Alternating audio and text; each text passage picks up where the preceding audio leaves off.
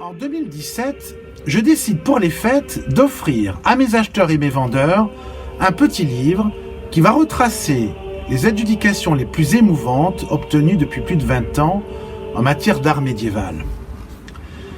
Je vais puiser dans ma photothèque, dans mes archives, et je retiens un objet, un manuscrit vendu en 2012 et qui relate l'histoire d'un certain Pierre Legendre. Ce document retrace l'inventaire de ses biens après décès fait dans son hôtel particulier de Paris. Ce personnage, rouennais, fait carrière à Paris sous Louis XII, puis sous François Ier. Il obtient les titres les plus prestigieux de l'époque, de conseiller du roi, responsable en partie des monnaies, des ponts, des rues de Paris, et finit sa carrière comme prévôt.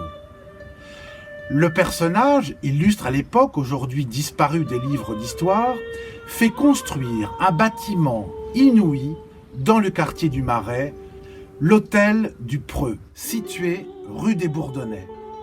En 1525, c'est le jour de l'inventaire. Et j'ai l'idée de raconter le premier jour de l'inventaire avec l'arrivée et des notaires et des commissaires-priseurs. Et je vais, dans les minutes qui vont suivre, vous tirer quelques extraits de cette petite histoire.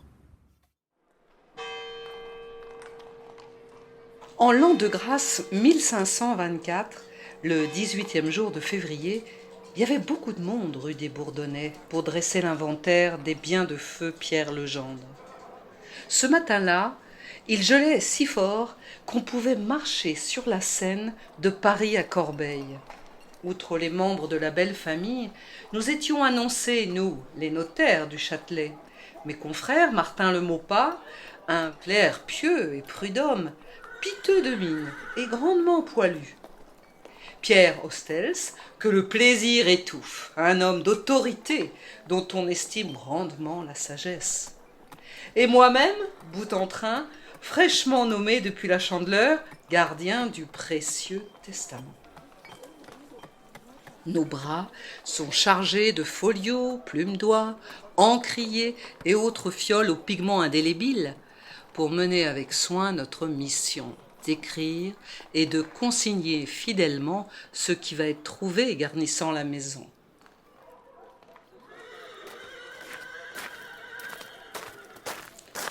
Nous voilà enfin au lieu de rendez-vous.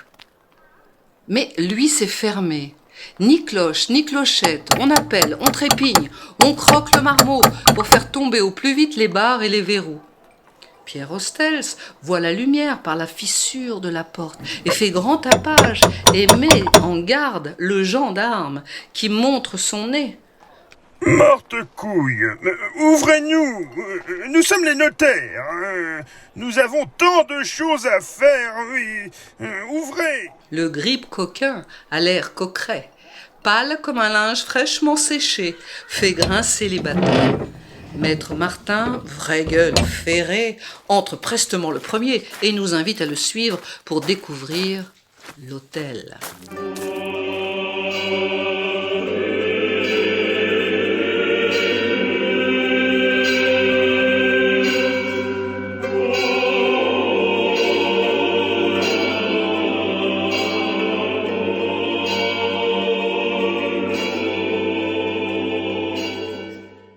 La maisonnée était en bilbaude. Charlotte Brissonnet, la veuve, était debout dès le poitron jaquet et n'avait dormi que d'un œil. Sont présents les exécuteurs testamentaires, deux receveurs ordinaires du roi, Jean de Bouteville et Jean Gamache, les légataires, ma foi très courtois, les sœurs du défunt Marguerite et Geneviève, deux grippenodes qui pleurent des yeux et soupirent du cœur, le neveu Nicolas, un rouquin, à l'air malfaisant, arrive à cheval, en une grande cavalcade, par un autre chemin, souple et droit comme une gaule, la pelisse hérissée. Il vient de la conciergerie de la rue Tirchap, traverse le jardin, passe sous la tourelle pour nous rejoindre au pied des marches. Les yeux troubles, il ergote, il chicane. Agacé par cette réunion si tôt le matin, il proteste. En retrait de l'assistance, je reconnaissais à l'odeur de chien mouillé que l'on chasse des vêpres le frère du défunt, un chanoine, qui flairait l'enfermer. C'est dans la chambre du chevalier au premier étage, où le dit défunt est allé de vie à trépas, que l'on nous a réunis. La pièce, chauffée prestement, est éclairée par la cheminée, les chandelles de suif et un grand lustre de bronze. Charlotte, dans son logis, assise sur une chaillère, se lève et remet à Maupin les clés des dressoirs, greniers et bahuts.